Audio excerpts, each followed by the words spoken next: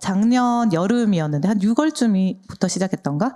제가 이제 바깥에 나가서 러닝을 시작했어요. 이제 조금 빨리 걷다가 천천히 달리기 이런 걸 시작했는데 이제 처음에는 30분 걷는 것도 좀 쉽지 않았는데 나중에는 1시간 반을 막 뛰고 걷는 거예요. 이제 그래서 한 6, 7km 저기 그 롯데 시네마에서 시작해가지고 이제 그 갈매길, 오션시티 갈매길 돌았다가 다시 오니까 1시간 반 정도 걸렸던 그런 길을 이제 매일 러닝을 하기 시작했어요. 근데 제가 이 러닝을 하게 된 이유가 그 당시에 이제 자격증 시험 준비하면서 너무 불안하고 스트레스가 높은 거예요. 그래서 건강이 안 좋아지는 게 느껴지니까 운동을 좀 해서 이렇게 좀 불안도 해소하고 스트레스도 해소하고 좀 이제 해야겠다. 사실 다이어트가 목적이 아니었어요, 그때. 이제 제가 러닝을 한 것은 이제 건강한 몸을 갖기 위한 게 저의 목적이었습니다. 그래서 그 당시에 식단도 같이 했어요. 식단도 하고 막 이제 근력 운동도 하고 해서 그렇게 하다 보니까 하루에 6, 7kg씩 뛰니까 당연히 살이 빠지겠죠. 이제 살이 쭉쭉 빠지는 거예요. 그래서 이제 좀 재미가 붙기 시작했어요. 왜냐면 그때 제가 마음속에 자기마다 찍으면 안 되는 그 몸무게가 있잖아요. 그걸 막 찍고 있었고 넘어가려고 이제 하고 있어가지고 살이 빠지니까 기분이 처음엔 엄청 좋았어요. 근데 이제 문제가 하나 생겼어요. 하다 보니까 하루라도 안 하면 큰일 날 것 같은 거예요. 이제는 건강을 위해서 하는 게 아니라 왠지 하루 안 뛰면 살이 금방 찔 것 같고 아니면 살이 덜 빠질 것 같고 더 많이 빼고 싶은데 이런 좀 욕심이 생기기 시작했어요. 그러다가 어느 날 이렇게 뛰는데 엉덩이 쪽에 이제 통증이 오기 시작하는 거예요. 그래도 무시하고 괜찮아질 거야 생각하고 처음엔 1시간 반 뛰었는데 더 2시간씩 뛰고 이렇게 계속해서 무시하고 뛰다가 결국은 3일 만에 이제 고관절에 염증이 생기면서 이제 하루가 뭐 2주를 넘게 쉬게 되었어요. 이제 그렇게 좀 뭔가 이게 왜냐하면 내 안에 불안감, 이거 안 하면 큰일 날 것 같은, 더 살이 많이 찔 것 같은 막 이런, 그리고 더 많이 빼고 싶어 이런 욕심 때문에 제가 과욕을 부린 거죠. 이제 그러다 보니까 오히려 마음이 더 불안하고 또 몸까지 좀 망치는 그런 결과가 된 적이 있었어요. 그리고 그 쉬고 나서는 이제 이틀 하면 하루 쉬고 뭐 이런 식으로 이제 하게 되는데 이렇게 우리가 인생을 살다 보면 뭐 내가 산 물건, 내가 하는 행동들이 이제 본래의 목적을 잃어버리고 더 나에게 좋지 않은 영향을 끼칠 때도 있는 것 같아요. 그 요즘 SNS 많이 하잖아요. 뭐 이런 것도 좀 비슷한 일들이 일어나는 것 같아요. 원래는 이제 사람들하고 소통하고 좀 정보를 나누는 목적으로 이렇게 사용된 것이지만 이제 그 목적을 잃어버리고 좀 타인과 삶을 막 비교하게 되면서 자신의 자존감을 잃어버리거나 또 우리가 많이 말하는 좋아요 수에 좀 집착하게 되기도 하는 것 같아요. 그래서 오늘 나눌 말씀은 이 요한복음 2장 13절에서 22절은 이러한 이제 본래의 목적을 잃어버린 성전에 대해서 예수님이 어떻게 반응하시는지를 보여주고 있습니다.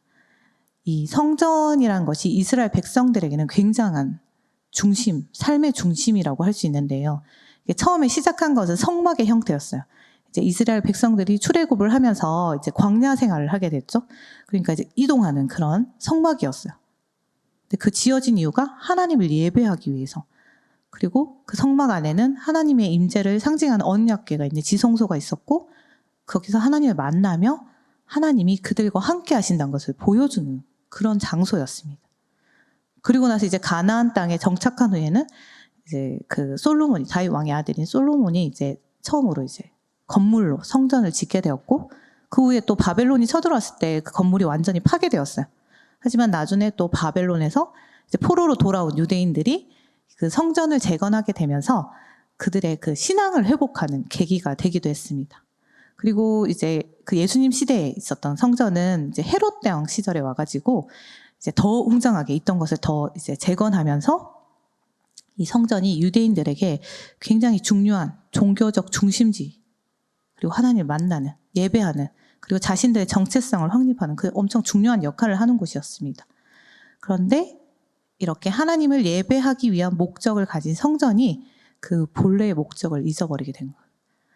그래서 오늘 우리는 그 성전이 어떻게 그 본래의 목적을 잃어버리게 되었고 그리고 예수님은 이에 대해 어떻게 반응하는지를 좀 살펴보면서 우리의 삶을 어떻게 좀 다시 세워가며 나가야 할지 좀 나누고자 합니다. 여러분 오늘 그 요한복음 2장 13절은 오늘 이야기는 기가 시작되는 날은 6월절이 다가올 때였습니다. 유대인들의 이 6월절은 우리가 얼마 전에 지낸 설날과 같이 아주 큰 명절 중 하나였어요. 이제 이스라엘 백성들이 노예로 이제 이집트에서 고통받을 때 하나님 모세를 보내셔서 그 백성들을 구원하셨잖아요. 그때 10가지 재앙을 내리셨는데 그 마지막 재앙이 그 장자들, 첫째 아들 다 죽이는 그런 재앙이었습니다. 근데 그때 이제 하나님께서 이스라엘 백성들에게는 흠없는 양을 잡아서 그 피를 문기둥에 바르라고 하셨어요.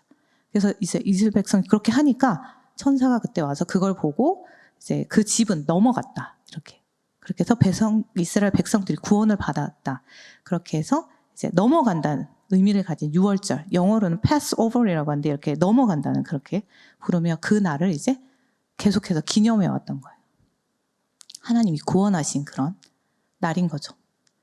그래서 이 예수님 시대에는 이 6월절이 되면 모든 유대인들이 이제 예루살렘 성전으로 모여들었어요. 특히 남자는 이 성전에 가서 6월절 제사를 드렸어야 됐거든요. 그래서 이 6월절 되면 이제 예루살렘이 막 각지에서 오는 사람들로 평소보다 엄청나게 붐볐어요. 이게 그 당시에 뭐 어떤 학자는 예루살렘 인구가 한 10만 명 정도 됐다고 보는데 그 2배에서 2.5배 정도의 사람들이 그곳에 몰린 거예요. 거의 이제 원래 유대인이었거나 아니면 개종한 이방인들이 개종해서 유대인이 되었거나 지중해 전역에 퍼져 있는 이 유대인들이 다 방문하는 시기였던 거예요. 그러니까 당연히 이제 예수님도 유대인이시기에 제자들과 함께 이제 예배를 위해서 성전을 찾으셨던 겁니다. 성전 사진 한 번만 보여주시겠어요? 근데 여러분 성전이 어떻게 생겼는지 조금 보면 멀리서 봤을 땐 이런 거예요. 이 중간에 있는 게 성전이고 지금 그 헤롯 왕 시절에 다시 지어져가지고 바깥에 외곽이 지어졌거든요. 그래서 왼쪽에 있는 이쪽이 이방인의 뜰이라고 해요. 선생님 다음 거 보여주시겠어요? 그래서 이제 안에를 더 자세히 보면 뜰이 많아요, 되게. 뜰이 많고 저 빨간색 쳐져 있잖아요. 거기 보면 문이 많은데 그 안으로 아무나 다 들어갈 수 있는 게 아니었어요. 그 이방인의 뜰은 바깥 뜰이라 해서 이방인들까지는 허락이 된 장소. 그리고 앞쪽에 여인의 뜰이 있는데 거기는 여자들이 들어갈 수 있는 곳. 그리고 뭐 이스라엘 뜰, 제사장의 뜰을 해서 다 출입이 가능하지 않았고 이제 그리고 더 안쪽에 성소와 지성소가 있어서 지성소는 하나님의 진짜 임재가 있는 곳. 거기에는 대제사장만 1년에 한 번 들어갈 수 있었던 거예요. 근데 심지어 방울을 묶고 들어갔는데 혹시나 이제 죄가 있으면 죽을 수도 있기 때문에 이제 소리가 안 나면 데리고 나와야 되기 때문에 그 정도로 이제 되게 안쪽에 하나님 이제 그 언약궤가 있는 그런 장소가 있던 곳이었습니다. 그래서 이제 오늘은 이야기가 일어난 곳은 바깥뜰이에요. 그 이방인의 뜰이라는 곳에 일어난 사건이었고 여기는 아까 말했듯이 유대인도 이방인도 다 출입이 가능했고 회당 모임도 하고 이제 율법 토론도 하고 가르치는 그런 말씀을 가르치는 장소로 쓰이기도 했어요.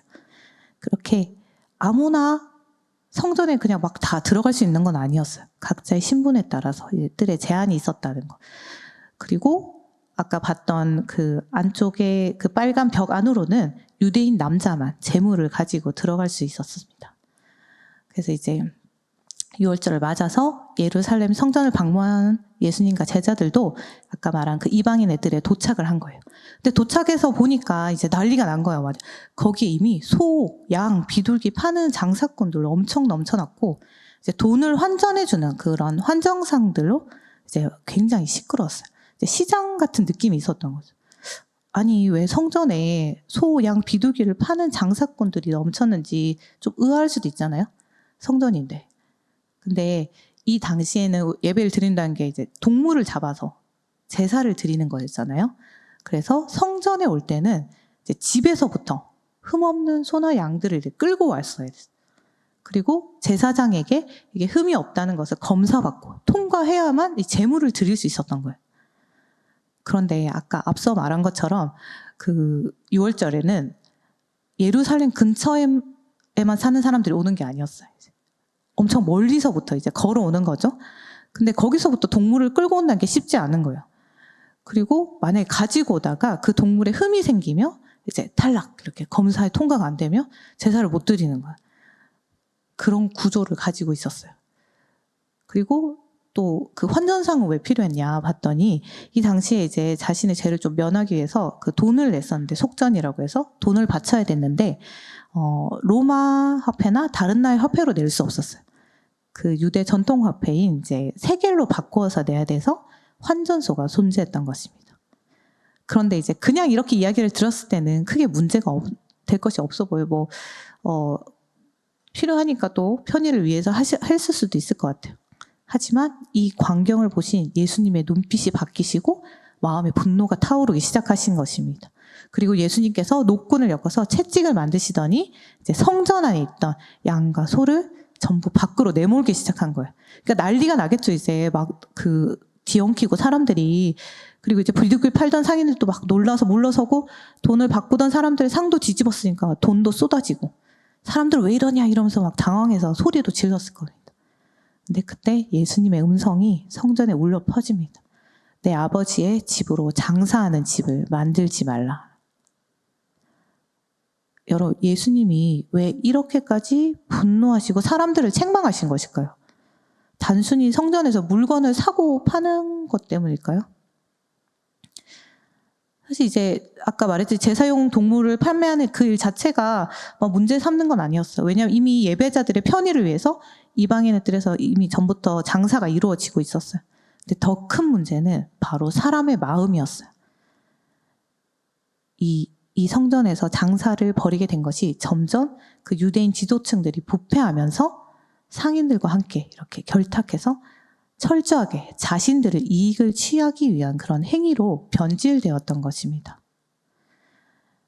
그 이방인 뜰에서 사는 그 짐승은 보통 그 짐승의 가격보다 훨씬 비싸게 지불해야 살 수 있었고요.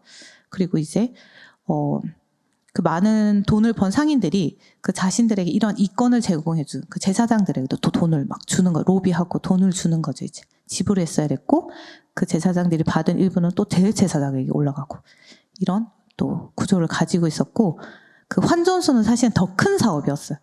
이제 환정상들도 이 환전소를 차리려면 또 돈을 주고 이렇게 허락을 받아야 되는 제사장들에게 뇌물을 준 거죠, 말하자면.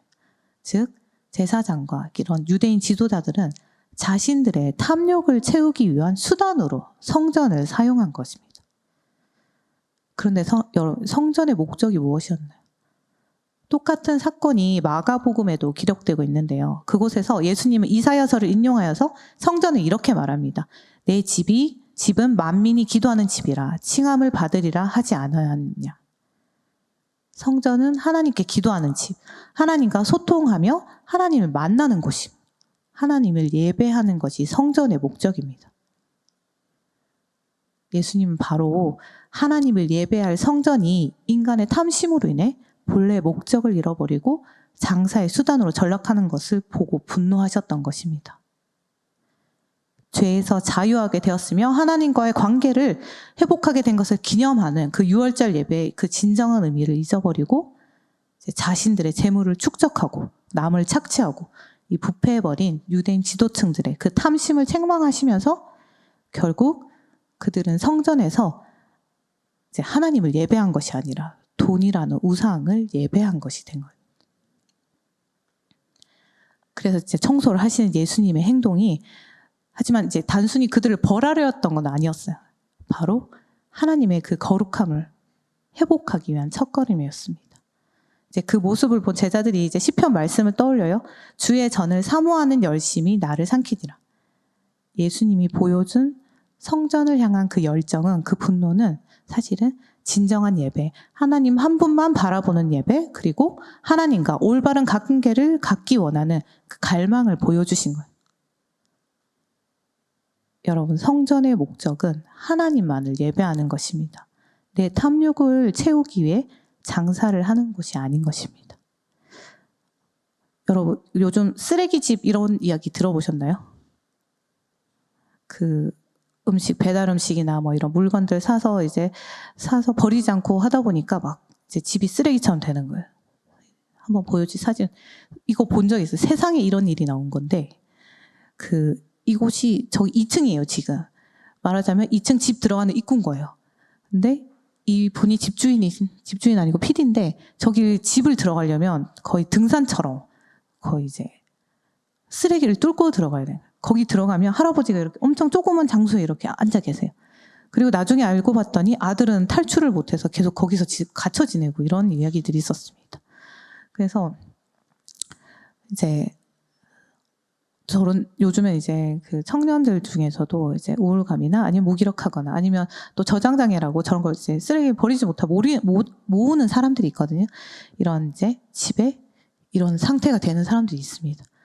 근데 여러분, 집이 어떤 곳인가요? 우리가 집을 고를 때 굉장히 햇빛이 잘 드는지, 뭐 물은 잘 나오는지, 구조는 내가 생활하기 편리하지 않은지, 뭐 많은 것을 따져봐요. 왜 그런가? 바쁜 하루를 마치고 집에 돌아왔을 때 우리가 집에서 지친 몸의 피로를 풀고 이제 마음을 회복하기 위해서 그런 공간을 찾는 것이고, 또 가족들과 함께 맛있는 것도 먹고 하루 있었던 이야기를 나누며 또 사랑도 나누기도 하고, 그리고 외부의 다양한 위험으로부터 보호해 주는 것이죠. 그런데 아까 봤던 그런 쓰레기로 가득 찬 집은 어떤가요? 이제 더 이상 그곳에서는 쉼도 안식도 사랑도 나눌 수 없는 거예요. 집의 목적을 잊어버린 거죠. 그러면 여러분, 이때 우리가 집의 목적대로 다시 회복하려면 첫 번째 해야 할 것이 무엇인가요? 집안에 쓰레기들을 먼저 버리고 청소하는 것입니다. 고린도전서 7장 19절에 바울이 이렇게 말하고 있어요. 너희 몸은 너희가 하나님께로부터 받은 바 너희 가운데 계신 성령의 전인 줄 알지 못하느냐. 여러분, 우리의 마음은 하나님이 거하시는 하나님의 집입니다. 거룩한 집, 성전인 것입니다. 그렇다면 여러분은 하나님이 지으신 그 목적대로 살아가고 있나요? 아니면 그저 그런 것과 상관없이 그냥 내 마음에 하나님은 사랑하는 마음 없이 그냥 어릴 때부터 다녔으니까 습관적으로 익숙한 종교로 여기지는 않나요? 아니면 또는 제사장들처럼 내 욕심을 채우기 위한 그런 도구로 사용하며 온갖 쓰레기들을, 우상들을 쌓아가며 살지는 않습니까? 예수님이 오늘 우리에게 말씀하고 계세요. 하나님의 거룩한 성전을 다시 세우기 위해 우리 안에 있는 하나님을 예배하는데 방해하는 것들을 발견하고 치우라고 말씀하고 계신 겁니다. 이제 다시 이야기로 돌아가 볼게요. 앞서서 이제 장사꾼들을 막 내쫓으시고 환정상들 이제 상을 막 엎으셨어. 그러니까 그 자리에 있던 사람들이 모두 깜짝 놀랐겠죠. 아, 이 사람 미쳤나 생각하는 사람도 있을 거고, 왜 저러나 이렇게 여겼겠죠. 그런데 그 중에 특히 이제 유대인 지도자들의 얼굴이 막 난리가 났어요. 예수님의 행동을 보니까 얼굴이 울그락부락하면서 당황하며 화가 나기 시작합니다. 아니, 우리가 성전을 관리하고 우리가 허락한 건데 감히 우리의 권위에 도전하는 거야? 예수님의 이런 행동과 말씀을 들었을 때 유대 지도자들은 자신들이 저질러온 그 부정부패들에 대해서 스스로 돌아보지 않았습니다. 잘못됐다고 여기지 않고 오히려 예수님께 따지기 시작한 겁니다. 아니, 네가 무슨 권리로 이러느냐? 네가 정말 이런 일을 할 자격이 있다면 표적을 보여봐. 유대인들은 예수님이 옳은 행동을 했는지 아닌지에 관심이 없었어요. 그저 네가 메시아로 되냐? 네가 하나님이 보내신 선지자냐? 그렇다면 기적을 보여봐. 그러면 네 자신을 증명해봐. 그러면 인정해 줄게. 이런 의미였던 거예요. 그런데 이때 예수님이 굉장히 뜻밖의 말씀하십니다. 어떻게 보면 되게 뜬금없는, 이 성전을 헐어라. 그러면 내가 4월 동안에 다시 세우겠다. 막 유대인들이 기적을 보여보려고 하는데 갑자기 성전을 부수라고. 여러분, 누가 교회 지금 와서 이 건물 다 부수면 내가 3일 안에 다시 짓겠다 하면 여러분 아마 상대도 안 할 겁니다. 옆에도 안 가고 정신이 이상한가? 어디 아픈가? 라고 생각하거나 그거구나. 그렇구나. 이렇게 웃어 넘기겠죠. 왜냐하면 인간의 머리로는 도저히 이해가 안 되는, 말도 안 되는 소리를 하기 때문입니다. 당연히 유대 지도자들도 반박을 해요. 아니, 이 성전 짓는데 46년에 걸렸는데 네가 어떻게 3일 동안 다시 이걸 짓는다는 거냐. 근데 그럴 수밖에 없는 게, 예수님이 말하는 성전은 이 눈앞에 보이는 돌로 지어진 건물이 아니었던 겁니다. 바로 예수님의 자신의 몸을 말하는 것이었습니다. 더 자세히 말하면 예수님의 죽음과 부활, 곧 다가올 그것을 이야기한 것이며 예수님께서 십자가에 죽으시고 사흘 만에 다시 살아나실 것을 예언하신 것입니다. 근데 하지만 제자들조차 이 당시에는 이게 무슨 말인지는 전혀 이해하지 못했고 나중에 예수님께서 부활하신 후에야 이 말씀을 떠올리고 그제야 제자들이 깨닫고 믿게 됩니다. 21절 말씀입니다. 한번 같이 읽겠습니다. 그러나 예수는 성전된 자기 육체를 가리켜 말씀하신 것이라. 더 이상 돌로 지은 성전이 아니라 예수님께서 우리 대신 죽으시고 수많은 번제물을 드릴 때 그 피가 홍수처럼 흘렀다고 해요. 그런 피의 희생을 우리가 상상할 수 없는 그 우리의 죄의 무게를 예수님께서 받으시고 이제 다시 살아나심으로써 우리에게 새로운 성전을 보여주신 겁니다. 여러분, 예수님이 돌아가실 때 아까 봤던 성소와 지성소가 있었잖아요. 그것을 휘장이 가리고 있었어요. 사람이 함부로 들어갈 수 없었습니다. 하지만 예수님이 돌아가실 때 그 성소와 지성소를 구분하는 휘장이 찢어졌어요. 그 의미는 예수님을 믿을 때 하나님과 우리를 가로막는 벽이 무너지는 것입니다. 이제 하나님이 예수님을 통해서 우리 안에 거하시며 우리 또한 예수님처럼 하나님이 거하시는 거룩한 성전이 된 것입니다. 요한복음 4장 21절과 24절에서 말씀하십니다. 예수께서 이르시되 여자여 내 말을 믿으라. 이 산에서도 말고 예루살렘에서도 말고 너희가 아버지께 예배할 때가 이르리라. 그리고 또 24절에서는 하나님은 영이시니 예배하는 자가 영과 진리로 예배할지니라. 여러분, 이제 예배의 장소가 한정되지 않습니다. 여러분이 그 성전이고 여러분 안에 하나님의 영이 성령님이 계시기에 여러분 자체가 성령이며 여러분 자체 삶이 예배입니다. 즉 예수님이 말씀하신 그 예배의 장소가 바로 여러분과 여러분의 삶인 것입니다. 그러면 성전의 목적이 또 무엇이었나요? 우리가 돌아보면 하나님을 예배하는 것, 즉 우리가 삶을 통해 하나님을 예배할 때 그 목적대로 살아가는 것입니다. 바로 예수 그리스도 안에서 말입니다. 이 말은 예수님이 여러분의 삶의 중심이 되어야 한다는 것입니다. 아까도 이야기했는데 지난주에 예배 끝나고 스키장에 갔다 왔어요. 이제 친구랑 갔다 왔는데 이렇게 남쪽에서 눈 내리면서 스키를 타는 게 좀 꿈 같은 이야기? 되게 이제 해보고 싶다. 그래서 해외까지 가보고 싶다. 이런 마음이 있었는데 그날 눈이 엄청 예쁘게 오는 거예요. 그래서 스키 타면서 굉장히 감사했어요. 와, 리프트 타고 올라갔는데 좀 많이 추웠지만 굉장히 눈이 이제 막 나무에 쌓이고 이렇게 그 광경이 굉장히 아름다웠는데 그리고 정상에 올라가서 이제 슬로프 위에 올라가서 이제 코코아도 한 잔 먹고 엄청 맛있고 그래서 너무 기분 좋게 하나님 감사해요 이런 것들을 또 이렇게 누릴 수 있게 해주셔서 이런 마음이 굉장히 컸었어요. 그리고 4시간을 열심히 타고 이제 내려왔어요. 이제 집에 갈 시간이 돼서 스키를 털어야 돼서 얼음을 이제 털어야 돼서 그 바람으로 털고 있었어요. 폴대를 이렇게 뒤에 던져놨었거든요. 열심히 털고 돌아봤더니 폴대가 없어진 거예요. 누가 가져간 거예요. 그래서 그때부터 갑자기 이제 이게 그냥 뿅 사라졌는데 내가 못 찾는 건지 사라진 건지 그러면서 마음이 갑자기 기분이 굉장히 안 좋아지고 친구가 배고프다는데 나는 배가 하나도 안 고픈 거야. 식욕을 잃어버리고 그러면서 이제 속에서 이제 화가 나기 시작해. 누가 들고 갔어? 너무 진짜 너무 화가 나는데 그 들고 간 사람한테도 화가 나지만 내 자신한테도 화가 나는 거예요. 내가 잘 챙기지 못했다는 사실에 화가 나고 이걸 변상해야 될 텐데 돈이 너무 많이 나오면 어떡하지? 막 여러 가지 생각이 엄청 많이 들었어요. 근데 그러던 중에 갑자기 드는 마음이 내가 마음이 뺏겼구나 이런 생각이 굉장히 들었어요. 내 생각이 뺏겼구나.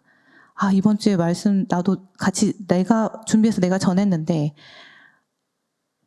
내 마음을 뺏기지 말아야 하는데 조금 전까지도 굉장히 감사하면서 하나님께 감사한 마음으로 했는데 그 폴대 하나 없어졌는데 갑자기 진짜 1초 상간으로 내 마음에 하나님 왜 나한테 이런 일이 생기게 하시지? 깊은 곳에서는 그 마음이 일어나는 거야. 나한테 왜 이런 일이 생기지? 기분 좋게 집에 가려고 했는데 그런 생각이 이제 들었던 거죠. 그래서 이제 생각을 다시 하면서 하나님, 아니에요. 그렇게 그 플레이트, 스키 플레이트가 진짜 비싼데 그거를 아무렇게나 방치하고 다녀도 없어지지 않았는데, 아, 그래. 그게 안 잃어버린 게 어딘가 감사하면서 그냥 이제 내려와서 3만 원을 이제 변상하고 집에 왔었어요. 다행이에요. 그래도 3만 원이어서. 근데 그런 사람의 마음이, 생각이 순식간에 하나님께 감사하는 마음에서 옮겨갈 수 있다는 거죠. 원망의 마음. 그래서 여러분, 우리가 삶 속에, 매일 삶 속에서 예수님을 통해 하나님을 매 순간 예배하는 방법 중 하나가 이렇게 우리의 생각을 드리는 것입니다. A.W. 토저라는 사람이 이제 신학자가 이야기했는데요. 당신의 생각이 하나님이 거하실 성소가 되도록 하라. 이렇게 책에서 이렇게 썼어요. 이제 지난주에도 봤듯이 사탄은 우리가 하나님을 예배하지 못하도록 우리의 생각을 많이 공격합니다. 왜냐하면 생각이 마음을 이어지고 그 감정, 마음이 행동으로 나오기 때문에. 저처럼 이렇게 생각 하나가 이제, 와, 나한테 이런 이상한 일이 이런 안 좋은 일이 생기지? 나한테 왜 생기지? 이런 생각을 하니까 마음이 굉장히, 밥도 먹기 싫을 정도로 안 좋아진 것처럼, 그리고 감사하는 마음이 사라지는 것처럼, 이렇게 우리는 의식하지 못한 채 불평하고 불만이 가득한 생각들로 가득 채워집니다. 그 깊은 곳에는 어쩌면 보면 우리가 하나님의 그 선하심을 믿지 못하는 게 있을 수 있습니다. 조금 전까지도 감사로 가득했던 마음이 한순간에 빼앗기는 것입니다. 그러므로 여러분, 우리가 훈련이 필요합니다. 이게 그냥 갑자기 한다고 되는 게 아니고 이런 것도 훈련이 필요해요. 우리가. 그래서 어려운 상황이 왔을 때, 아니면 작은 일들이 이렇게 저처럼 되게 별거 아닌 것 같지만 이런 일이 생겼을 때 먼저 혼자서 방법을 찾기보다, 내 생각대로 막 머리를 굴려서 먼저 행동하기보다 하나님께 먼저 기도하십시오. 그리고 삶의 모든 선택에서 하나님의 뜻을 먼저 구하는 것. 그런 연습이 필요합니다. 하지만 아마 쉽지 않을 거예요. 왜냐하면 우리가 늘 익숙한 대로, 그 지금까지 한 패턴대로 생각하고 행동하려 하기 때문에. 그러니까 의식적으로 저항을 해야 돼요. 하나님이 우리 안에 중심되는 삶을 살도록 우리가 애써야 하는 것입니다. 그리고 우리가 생각을 드릴 수 있는 거는 어떤 일이 생겼을 때 예수님은 이 상황에서 어떻게 하셨지 생각해 보시기 바랍니다. 그런 습관을 계속 기르시기 바랍니다. 예수님은 인간이 어떻게 하나님을 예배해야 하는지 하나님 보여주신 최고의 모델이십니다. 이 외에도 우리가 예배자로 살아가는 실천적인 방법은 되게 많을 거예요. 하지만 여러분, 너무 많은 것을 한 번에 하려면 되게 쉽지 않습니다. 오늘은 여기서부터 시작하시기 바라요. 여러분의 생각을 하나님이 계신 성소로 만드는 것입니다. 그렇게 예수님이 우리의 중심이 되는 그런 삶을 살기로 오늘 결단하기를 원합니다. 여러분, 이스라엘 백성들에게 성전은 하나님이 거하시는 곳으로 신앙의 중심이 되는 곳이었어요. 그렇게 이제 하나님께 감사하며 찬양하고 하나님 말씀을 가르친 소리가 퍼져야 하는 그 거룩한 장소였는데 나중에 타락하면서 이익을 취하는 치장이 되었던 거예요. 하나님을 향한 순수한 예배를 향한 그런 열정이 있어야 할 자리에 돈을 향한 탐욕이 자리 잡았던 겁니다. 유대 지도자들은 하나님보다 재물을 더 중요하게 여겼고 겉으로만 예배를 드릴 뿐 그 마음은 돈이라는 우상을 향해 달려가고 있었어요.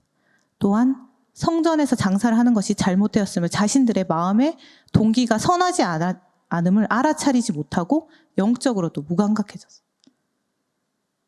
그래서 그들은 성전을 돈을 벌기 위한 수단으로 변질시켰고 그들의 욕망으로 인해서, 그 탐심으로 인해 성전은 본래의 목적을 잊어버린 것입니다. 하지만 예수님은 이 성전이 하나님을 예배하는 곳으로 다시 세우시기를 시작하셨습니다. 단순히 건물을 깨끗이 하시는 것이 아니라 자신을 들여서 하나님의 성전이 되었으며 우리 또한 하나님의 거룩한 성전이 된 것입니다. 그 예수님이 오늘 우리 마음에 질문하십니다. 하나님의 성전인 우리 마음은, 우리 삶은 어떻습니까? 그곳의 주인이 하나님이십니까? 아니면 나의 욕망을 채우기 위한 도구로 사용되고 있지는 않습니까? 여러분이 그렇게 원하는 위로와 쉼, 평안, 그리고 인생의 방향성은 우리가 예수님을 통해 진정으로 하나님을 예배할 때, 그 지으신 목적대로 살아갈 때만 경험할 수 있습니다. 지난주에 막 찬양해서 엄청 좋았었는데 하나님이 너를 엄청 사랑하신대. 하나님이 저를, 여러분을, 당신을 지금 엄청 사랑하셔서 이렇게 두꺼운 성경이 기록될 만큼 수많은 일을 계획하시고 아들이신 예수님을 십자가에 매다셨습니다. 왜? 여러분을 엄청 사랑하셔서. 우리와 함께 하시고 싶은 것은 누구보다 하나님이십니다. 그러니 여러분, 먼저 우리의 삶이 예수님을 통해 다시 세워져서 하나님께 드려지는 거룩한 예배의 장소가 되기를 기도합니다.